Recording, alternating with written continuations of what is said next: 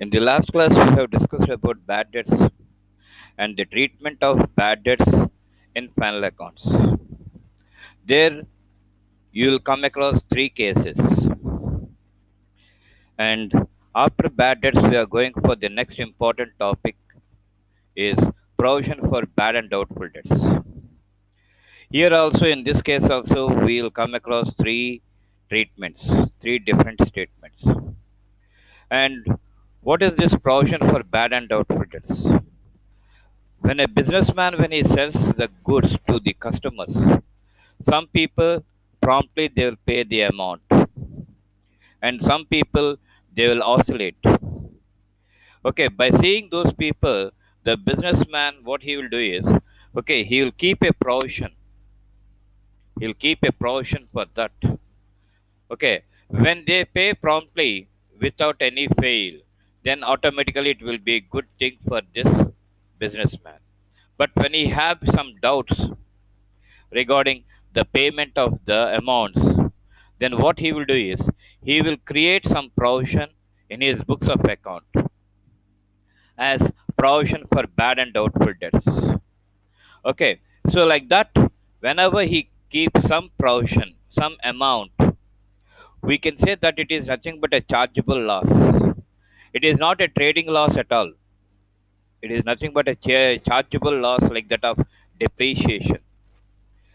So this provision, whenever we come across what to do, in what way we have to treat this, we have to think. Okay. So when we go for this provision for bad and doubtful debts, you will come across three cases, three types, and I'm going to tell everything one by one. When you go for first case, that is when provision for bad and doubtful debts when they appear only in trial balance. Generally, provision for bad and doubtful debts will appear on the credit side of the trial balance. Whenever you come across provision for bad and doubtful debts in trial balance on credit side, then how to show that? Okay, just you have to show that on the debit side of profit and loss account. That's all. There is only one effect when we come across in trial balance. This is case one. And case two. Okay, whenever you come across provision for bad debts, bad and doubtful debts as an adjustment, then you will have twofold effect. First thing is you have to show the provision for bad and doubtful debts on the debit side of profit and loss account. That is the first effect. The second effect is you have to deduct from sundry debtors on the asset side of the balance sheet. This is the second effect. Okay, so case number two is over. Now case number three. What is this? You will have provision for bad and doubtful debts in trial balance. Again, you will come across provision for bad and doubtful debts as an adjustment. In that case, how to show that in final accounts? What is the treatment of that in final accounts? For that, people what they will do is they'll see which provision is more and which provision is less. Whatever it may be, the provision that you come across in trial balance, people they'll call that thing as old provision, and whatever it may be, the amount that is appearing in adjustment, they'll call that thing as new provision. So they will compare the old provision and new provision. If old provision is more than new provision, whatever it may be, the difference that we come across, they'll show that on the credit side of profit and loss account. Credit side of profit and loss account. This is the first effect.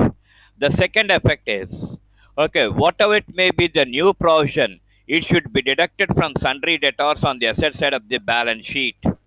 This is the second effect that we come across. Okay. Now another thing is okay, extension to the third one. So, sir, if new provision is more than old provision, okay, if new provision is more than old provision, then what we have to do? So whatever it may be, the difference that you come across between new provision and old provision, you have to show that on the debit side of profit and loss account. On the debit side of profit and loss account. That is the first effect. The second effect is the new provision, whatever it may be, it should be deducted from sundry debtors on the asset side of the balance sheet. It should be deducted from sundry debtors on the asset side of the balance sheet. This is the treatment that we come across for provision for bad and doubtful debts. Okay, now after this, there is one more this thing that we come across, that is provision for discount on debtors. Provision for discount on debtors. Okay, so what is this?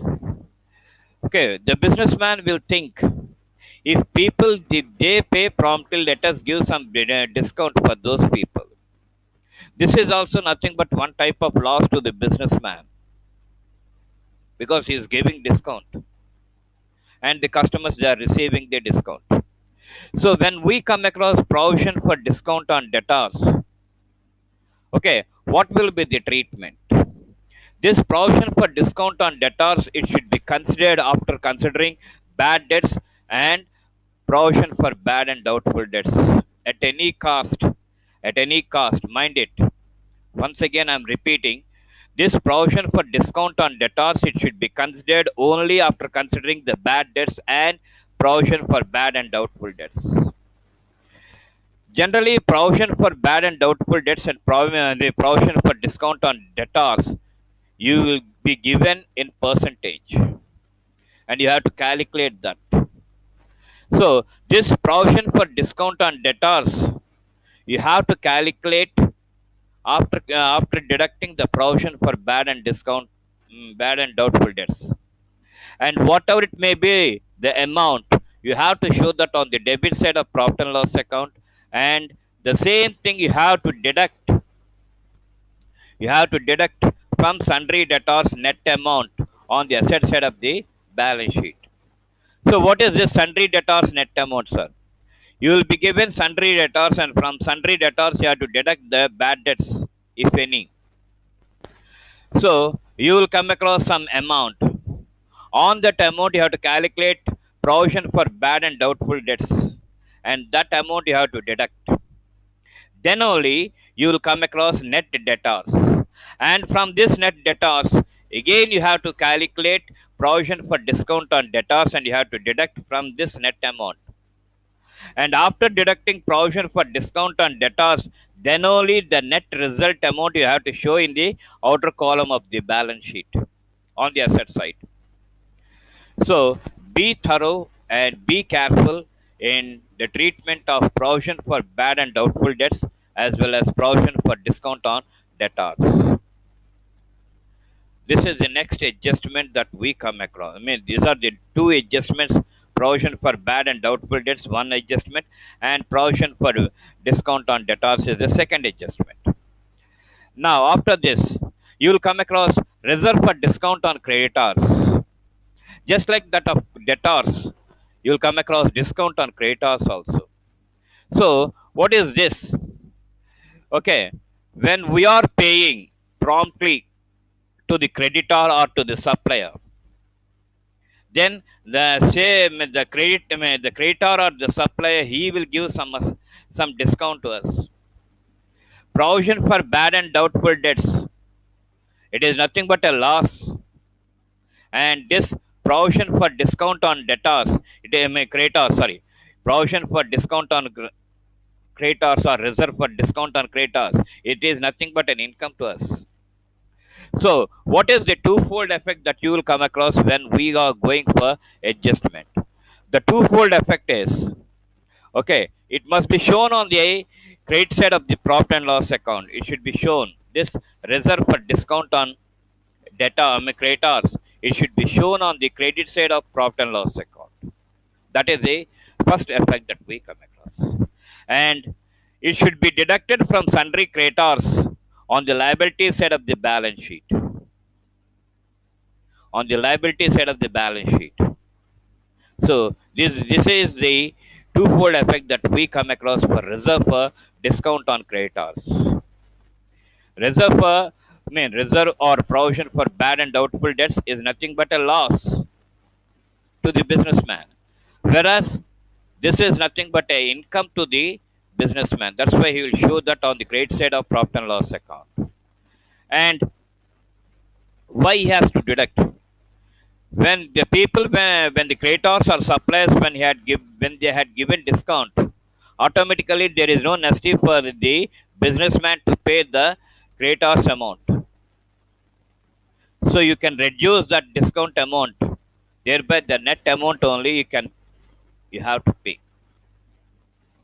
So that's why it should be deducted from sundry creditors, and the net amount only you have to show that on the liability side of the balance sheet. This is the fourth adjustment that we come across. After that, one important thing that we come across is nothing but accidental losses. Accidental losses means generally accident losses will come by fire accident, by fire. And when you go for fire accident, here also you have to take into account two things. Okay, when you come across fire means automatically you will come across loss, and this loss, whether that loss came on assets, on assets or on stock, these two things you have to keep in mind. Okay, so when you come across, when you come across loss by fire on assets, loss by fire on assets, it is having a twofold effect. A twofold effect. Okay, so what is the twofold effect that we come across? Loss by fire is debited to profit and loss account. First thing is on the assets, whatever it may be, the loss that we come across by fire on assets, it should be shown on the debit side of profit and loss account. That is the first effect. And the amount is to be deducted from the concerned asset on the asset side of the balance sheet. Okay, loss by fire on assets, it should be deducted from the concerned asset on the asset side of the balance sheet. This is the twofold effect that we come across regarding loss by fire on assets. Now, I told you that we will come across loss by fire on stock. On stock. So, when we come across, you will come across three adjustments, three types of adjustments. Okay, first thing is when you come across loss by fire and everything, when it gone to ashes, when you won't save that, or when you won't make insurance. Okay, so in that case, when the complete stock was burnt and become ashes, then whatever it may be, the loss, first of all you have to show that on the credit side of trading account, the complete amount or the whole amount. And after that, after that, you have to see whether the stock was insured or not. When the stock was insured, when the stock was insured, up to what extent, the insurance company people they are giving, you have to take into account that thing. You have to take into account that amount. Okay, here you will come across threefold effect. Here only you will come across threefold effect. What is the threefold effect that we come across? Okay, once again I'm repeating, Amma, don't forget that. Please don't forget this. This is very, very important, and they will give compulsory one. I mean adjustment when you are going for final accounts. Okay, loss by stock, loss by fire on assets. Okay, that is very simple. That is very simple. Whatever it may be, the loss that you come across, you have to show that on the profit and loss account debit side, and the same amount you have to deduct from the concerned asset on the asset side of the balance sheet. There is a matter. But here, stock, okay, complete stock when it was burnt, and you won't think about insurance. Okay, then the complete amount or the whole amount you have to show that on the credit side of trading account. By loss by fire, like that, you have to show that on the credit side of trading account. And the second thing is, when you make your stock insured, when you make your stock insured, and when the insurance company people, when they are ready to pay some amount as compensation, then you will come across the threefold effect. If they give the complete amount, okay, well and good, well and good. Okay, you will show that on the credit side of trading account the complete amount, and when the insurance company people, when they are paying, you will show that on the asset side of the balance sheet, on the asset side of the balance sheet. That is the different thing. But when you come across, okay, when you come across amount insurance amount, that too partly, some amount, okay, some amount, then you have to go for threefold effect. First thing is, the company, the whole amount you have to show that on the credit side of trading account, the whole, okay, loss whatever it may be, you have to show that on the credit side of trading account. And whatever it may be, the uninsured, that is uncovered, or the which was not complement insurance company people, which was not mean given, that is part amount, that loss you have to show that on the profit and loss account debit side. Loss by fire, uninsured or unclaimed, like that, you have to show that on the debit side of profit and loss account. And whatever it may be, the amount that you are receiving from insurance company, you have to show that on the asset side of the balance sheet. This is about the thing that we come across. Yeah. So this thing is very, very important. And another thing is, when the goods are not insured, I told you already that. Okay, already I told you that when the goods are not insured, you didn't take any insurance on any stock, then you will come across two fold effect. First thing is, whole loss you have to show that on the credit side of trading account, complete amount. And the same amount you have to show that on the debit side of profit and loss account. There is no necessity for you to go and show that in balance sheet. This is about the accidental losses. Now, goods distributed as samples. Goods distributed as samples. This is very, very important, and we are going to deal with this in the coming video class. Thank you.